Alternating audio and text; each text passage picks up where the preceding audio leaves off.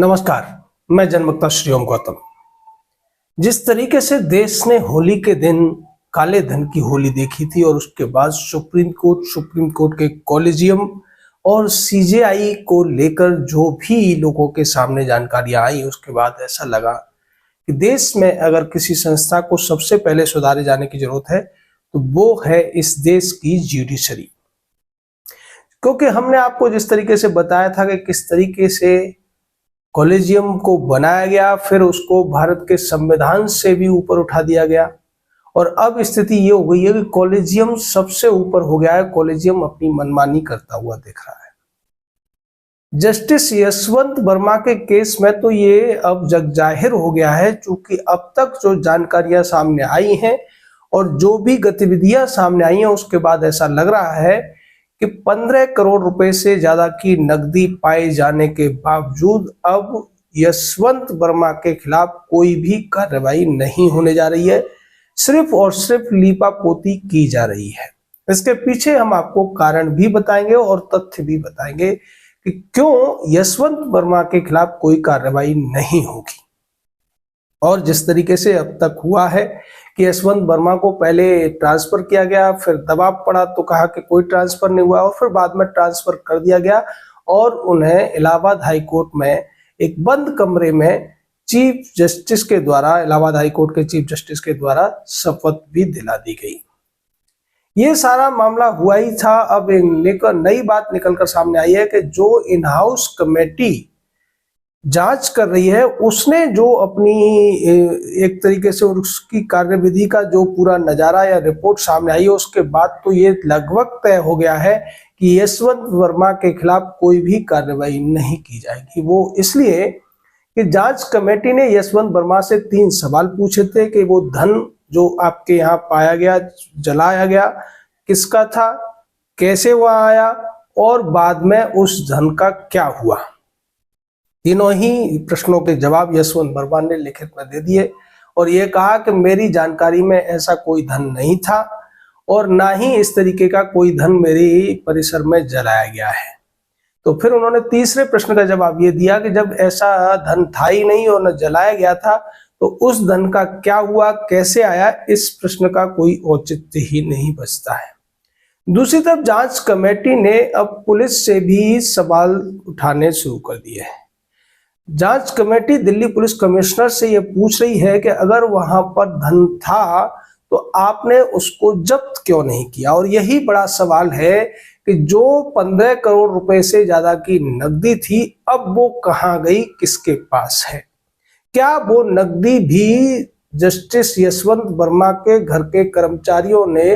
कहीं छुपा दी और इसको छुपाने की जानकारी किस किस को हुई, क्योंकि पुलिस की भूमिका यहाँ बहुत ज्यादा सीमित थी, जबकि इन हाउस कमेटी सवाल पुलिस पर ही उठा रही है और वो ये कह रही है कि इस तरीके की जब कोई घटना होती है तो सबसे पहले पुलिस को उन सामानों की जब्ती करनी होती है जो कि वारदात के समय पाए जाते हैं।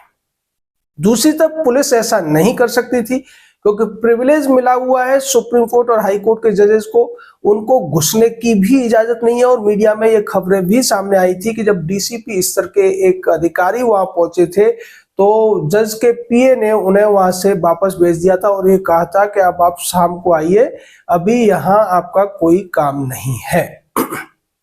आप समझ सकते हैं कि किसी भी व्यक्ति को अगर वो वारदात में लिप्त होता है या वारदात करता है तो उसको सबूत मिटाने के लिए 1 दिन का समय भी काफी होता है। जैसा हमने आरजी कर मेडिकल कॉलेज में देखा था कि वहां के प्रिंसिपल ने किस तरीके के सबूतों को मिटाने की कोशिश की और उसके बाद तमाम लोग बच गए थे, केवल एक व्यक्ति ही उसमें अपराधी पाया गया था क्योंकि ज्यादातर सबूतों को मिटा दिया गया था। अब यशवंत वर्मा के घर पे 15 करोड़ की नकदी पाई गई और उसके अलावा बहुत सारे नोट जल भी गए जिन्हें बाहर कूड़े में फेंक दिया गया था। और अब लगभग 25 दिन होने को है। इस दिन तक कोई भी सबूत अब बचा नहीं रह सकता है, इसकी पूरी संभावना है। और जितने भी कानून के जानकार हैं या जांच एजेंसियों से जुड़े हुए लोग हैं वो भी इस बात को मानते हैं कि अब कोई भी सबूत जुटा पाना संभव नहीं है। दूसरी बात यह है कि इसकी जांच कोई प्रोफेशनल एजेंसी नहीं कर रही है, कोई तंत्र नहीं कर रहा है, बल्कि जजों की एक कमेटी कर रही है, जो जांच के बजाय आप उसे अनौपचारिक सुनवाई भी कह सकते हैं,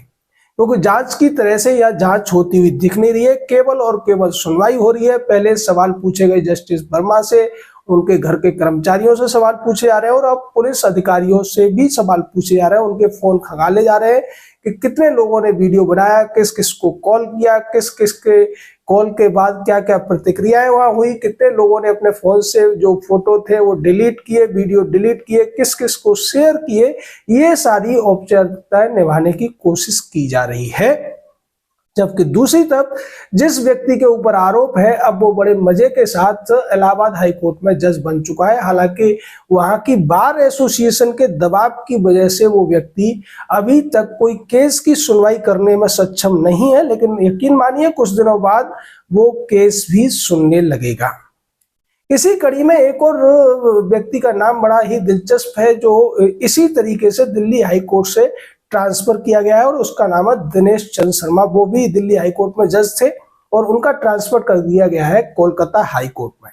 इसको लेकर कोलकाता हाई कोर्ट की जो बार एसोसिएशन है, वहां की जो जितनी भी वकीलों की संस्था है, उन सब ने भी उनका विरोध किया, उनके शपथ ग्रहण समारोह का बहिष्कार किया और ये कहा है कि क्या आपने इलाहाबाद हाई कोर्ट की तरह कलकत्ता हाई कोर्ट को भी कूड़ेदान समझ लिया है। इसकी वजह यह है कि ये जो दिनेश चंद्र शर्मा नाम के जज हैं, इनके ऊपर भी तमाम भ्रष्टाचार के और अनियमितताओं के आरोप लगते रहे। ये भी आर्बिट्रेशन वगैरह मामले देखते थे, बिजनेस से जुड़े हुए मामले देखते थे और तमाम केसेस को अपने पास रख लिया करते थे पार्ट हियरिंग करके, यानी कि कुछ दिनों सुनवाई करते थे और बाद में उनकी सुनवाई को आगे तारीखें देकर टाल देते थे, जिससे मामले उन्हीं के पास बने रहे।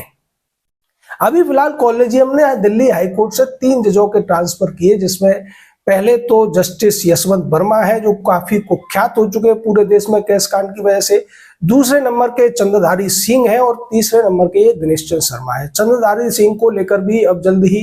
एक कहानियां या इस तरीके की खबरें सामने आ जाए तो कोई बड़ा ताज्जुब वाली बात नहीं है।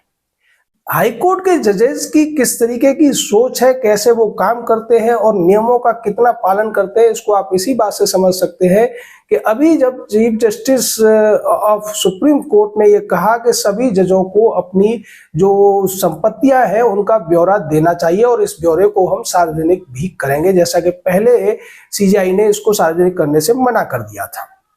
जबकि ये जो मामला है करीब 28 साल से लटका हुआ है और इसको लेकर संसद की स्टैंडिंग कमेटी ने भी कहा था कि जज चूंकि सैलरी लेते हैं और किसी भी सैलरीड पर्सन को भारत में अपनी संपत्तियों का हर साल ब्यौरा देना ही चाहिए, ये एक नियम बनना चाहिए। ऐसी बात जब स्थायी कमेटी ने की थी तो सुप्रीम कोर्ट के ऊपर दबाव था और यशवंत वर्मा केस के बाद तो ये दबाव और ज्यादा बढ़ गया था, जिसके बाद सुप्रीम कोर्ट के 31 जजों ने अपने ब्यौरे दे दिए हैं। लेकिन हाई कोर्ट की अगर बात की जाए तो हाई कोर्ट्स में अभी भी वही पुराना ढर्रा चल रहा है।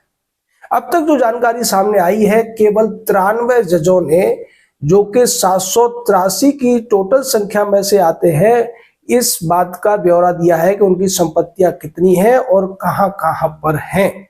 अगर इसको परसेंटेज में देखा जाए तो केवल 12% जजों ने ही अपनी संपत्तियों का ब्यौरा दिया है, यानी कि सीजेआई का उस आदेश का उन पर कोई बहुत ज्यादा असर होता हुआ दिख नहीं रहा है या फिर उससे वो डरते हुए नजर नहीं आ रहे।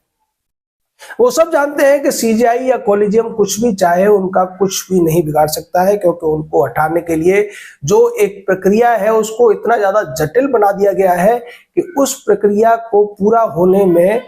बिल्कुल संदेह है। अगर यशवंत वर्मा के खिलाफ कॉलेजियम कुछ कह भी दे या सीजीआई ये कहे कि तुम इस्तीफा दो, उसके बावजूद अगर यशवंत वर्मा इस्तीफा न दे तो उनको हटाया नहीं जा सकता है, क्योंकि उसके लिए पहले सीजीआई को राष्ट्रपति को लिखना पड़ेगा, राष्ट्रपति फिर केंद्र सरकार को कहेंगे, फिर वो सरकार संसद में ये प्रस्ताव लेकर आएगी, प्रस्ताव भी 2/3 बहुमत से पास होगा और उसके बाद राष्ट्रपति ही उस पर हस्ताक्षर करेंगे। तो बहुत लंबी प्रक्रिया है और अगर 2/3 बहुमत दोनों सदनों में अलग अलग नहीं होता है तो फिर वो जज आसानी से बच जाएगा।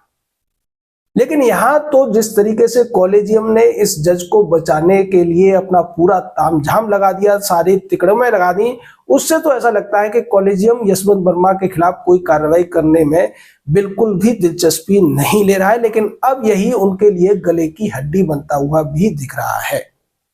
अगर कॉलेजियम ने और सीजीआई ने यशवंत वर्मा के खिलाफ तत्कालीन प्रभाव से कोई कड़ा कदम उठाया होता और उन्हें इस्तीफा देने के लिए बोला होता, उनकी जो जांच है वो पुलिस को सौंप दी होती, अगर वो इस्तीफा दे देते तो फिर वो जज नहीं रहते और उस स्थिति में पुलिस या दूसरी जांच एजेंसियां उनके खिलाफ एफआईआर करके जांच शुरू कर सकते थे और सबूतों को जुटा सकते थे। लेकिन कॉलेजियम ने ऐसा नहीं किया। हफ्ते 10 दिन तक तो ये खबरें मीडिया तक में भी नहीं आई और उसके बाद जब मीडिया में बातें लीक हो गई, वीडियो सोशल मीडिया पर चले गए, उसके बाद भी कॉलेजियम की तरफ से इस पूरे मामले को दबाने की कोशिश की गई। सीजीआई की तरफ से ये बयान दिए गए कि इस तरीके की अफवाहों को न उड़ाया जाए। लेकिन बाद में जब सारा मामला खुल गया तब उन्होंने यशवंत वर्मा का ट्रांसफर किया इलाहाबाद हाई कोर्ट और बाद में इन हाउस कमेटी बनाने की बात कर दी, जिसका कि हमने आपको शुरू में बता ही दिया कि इन हाउस कमेटी एक अनौपचारिक रूप से केस चलाने जैसा कर रही है और वो केवल और केवल लोगों के पूछताछ कर रही है, उसे सवाल कर रही है, वो जवाब दे रहे हैं। किसी भी तरीके की औपचारिक जांच नहीं हो पाई इन पिछले 25 दिनों में और इसका नतीजा ये है कि अब तक सारे सबूत भी मिल चुके हैं और वो पैसा जो पकड़ा गया था, जिसके वीडियो सामने आए थे, जिसको लेकर ये पूरा हंगामा हुआ था, वो कहां चला गया, इसको ढूंढ पाना अब सबके लिए बहुत मुश्किल हो गया है। क्योंकि यशवंत वर्मा तो इससे इनकार ही कर चुके हैं कि कोई पैसा जला था या कोई पैसा पाया गया था और उनके घर से वो पैसा कहां चला गया अब ये कोई और नहीं बता सकता है। क्योंकि कॉलेजियम जिस तरीके से इस पूरे मामले पर आंख बंद करके बैठा रहा या फिर जानते बूझते इस मामले को दब जाने दिया, सबूतों को मिट जाने दिया, उसके बाद पूरे देश को इस बात के लिए तैयार रहना चाहिए कि इन हाउस कमेटी की रिपोर्ट में कोई बहुत बड़ा कुछ निकलकर नहीं आने वाला है। इसलिए हम बार बार ये जो वीडियो इस पर बना रहे हैं उसके पीछे की वजह ये है कि देश की जनता को ये पता चले कि देश का जिस संस्था को भारत का सर्वोच्च न्यायालय कहा जाता है, अंग्रेजी में जिसका नाम सुप्रीम कोर्ट ऑफ लॉ है, यानी कि न्याय का दरबार है, ये दरबार काम कैसे करता है और इस दरबार में जो मुख्य दरबारी हैं वो किस तरीके से अपनी मनमानी करते हैं। चीफ जस्टिस की पावर्स कॉलेजियम ने पहले ही कम कर दी हैं और अब कलेक्टिव रूप से 5 जो सीनियर मोस्ट जजेस हैं वो जो कुछ चाहते हैं, जैसे चाहते हैं वो कर रहे हैं। इसी का नतीजा है कि एक हाई कोर्ट के जज के घर पर करोड़ों की नकदी पाई जाती है, उसमें आग लगाई जाती है, उसके वीडियो फुटेज सामने आते हैं, हंगामा होता है, उसके बावजूद उस व्यक्ति को आसानी से छोड़ दिया जाता है, कोई कड़ी कार्रवाई नहीं की जाती, किसी एजेंसी को जांच के लिए नहीं कहा जाता है, किसी जगह एफआईआर नहीं होती और इसका नतीजा ये होता है कि ममता बनर्जी जैसी मुख्यमंत्री भी इसका मखौल उड़ाती है। ममता ने सीधे तौर पर कह दिया है कि जब आपके यहाँ एक जज के घर पर 15 करोड़ पाए जाते हैं, आप उसको बर्खास्त भी नहीं करते हैं। दूसरी तरफ बंगाल में 25,000 से ज्यादा जो शिक्षक हैं उनको आप इसलिए बर्खास्त कर देते हैं कि उनके खिलाफ शिकायतें मिली है कि उन्होंने नौकरियों में धांधली की है। सीधे तौर पर ममता बनर्जी ने चैलेंज कर दिया सुप्रीम कोर्ट को और वो ऐसा कर पाने में इसीलिए सक्षम हुई है कि ये सारा मामला उठ जाने की वजह से कॉलेजियम और सुप्रीम कोर्ट के चीफ जस्टिस की जो छवि है वो पूरी तरह से तार तार हो चुकी है। अब उनको अपनी छवि सुधारने के लिए तमाम कवायदें करनी पड़ रही हैं, जिसमें से एसेट्स का डिक्लेरेशन भी शामिल है। इसको भी हाई कोर्ट के जो जज है वो सीरियसली नहीं ले रहे हैं। इससे पता चलता है कि सुप्रीम कोर्ट के कॉलेजियम और सीजीआई किस तरीके से घिर चुके हैं। जनता की तरफ से हालांकि कोई आंदोलन इस पर हुआ नहीं है, न होने की उम्मीद लग रही है, क्योंकि लोग डरते हैं, उन्हें डर लगता है कि कंटेम्प्ट ऑफ कोर्ट का केस हमारे ऊपर हो जाएगा, हमारे खिलाफ को केस कर दिया जाएगा या फिर कोर्ट हमारे खिलाफ कोई आदेश पारित कर देगा। जबकि ये जो प्रक्रिया है या इस तरीके की जो मांगे या आंदोलन हो सकता है उस पर कोई कंटेम्प्ट ऑफ कोर्ट नहीं बनता है, क्योंकि यहाँ न तो आप किसी अदालत की अवमानना कर रहे हैं, न किसी अदालत के किसी निर्णय की अवमानना कर रहे हैं और ना ही किसी न्यायाधीश की अवमानना कर रहे हैं, बल्कि आरोप लगने पर एक व्यक्ति के खिलाफ जांच की हम मांग कर रहे हैं और इस सिस्टम को सुधारने की मांग कर रहे हैं, क्योंकि भारत की जो जनता है वो ही वास्तव में संप्रभु है और संप्रभु को हर चीज जानने का हक होता है और न्याय की बात करने का भी हक होता है। ये एक तरीके से हमारा फंडामेंटल राइट भी बनता है, जिस पर आगे आपको सोचना चाहिए। अगर जनता इस मुद्दे को इसी तरह से उठाए और जोर शोर से उठाए तो निश्चित मानिए कि ये जो कॉलेजियम के सिस्टम के माध्यम से सुप्रीम कोर्ट ने अपने आप को एक विशिष्ट संस्था बना लिया है, कानून से ऊपर, संविधान से ऊपर जजों को रख दिया है, वो निश्चित ही कानून के दायरे में आ जाएंगे और संविधान के दायरे में भी आ जाएंगे। जय हिंद, जय भारत।